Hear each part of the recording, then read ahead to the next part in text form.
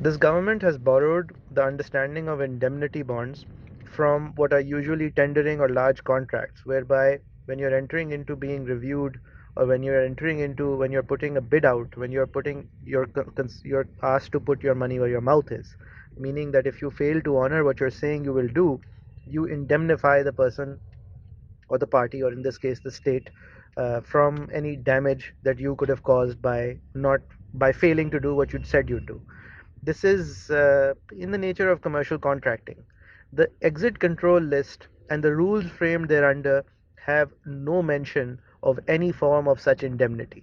It is correct to say that after a court has granted bail, this is tantamount to the executive sitting in the form of a second bail forum and has increased the condition of bail, and in this case to the tune of some billions of rupees.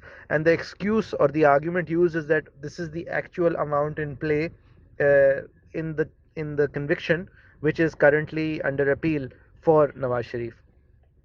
The whatever reasoning may be provided, and whether a silence of the law can be used in this manner to deprive someone from what the court has recognized as an urgent right of medical treatment, is a separate issue and argument.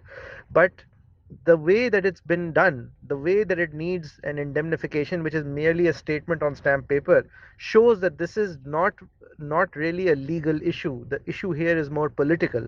The government wants to save face with regards to one of its oldest campaign cries, which is to bringing the alleged corrupt politicians to book. And this is the same reason why the PMLN doesn't want to give this indemnification, because it doesn't want to be able to give in to that first initial cry of the government, campaign cry of the government, that this is something we are answerable for. Because Mia Nawaz Sharif holds that these judgments were given through extrajudicial pressure, because these judgments were completely devoid of legal merit. He will not want to politically give a statement which shows him to be in any kind of compromise. But more importantly, the PMLN wouldn't want to give this statement because they don't want to arm the PTI with political propaganda power. Otherwise, there's no harm in saying this. There's no effect on any kind of asylum understanding. These are wild conspiracy theories at best. There is no asylum clerk that exists somewhere in England that decides on some point-based system as to whether an ex-prime minister of a country deserves asylum. This is farcical. What needs to be looked at and what needs to be understood is that this indemnity bond is really, what's it doing? It's saying that Nawaz Sharif commits to giving these 7 billion rupees. But if Nawaz Sharif doesn't come back and he doesn't effectively defend his appeal, one of the basic requirements of which is that he is represented. So if he becomes an absconder, he loses the appeal against the conviction anyway.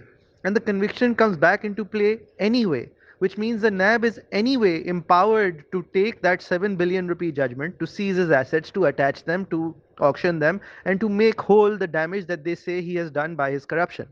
So it has nothing, the indemnity bond, which is basically a statement on stamp paper, has no reason. There is no reason to have to give it, because if he's an absconder in appeal, like I just said, that would be triggered in any case. So this is sheer politics.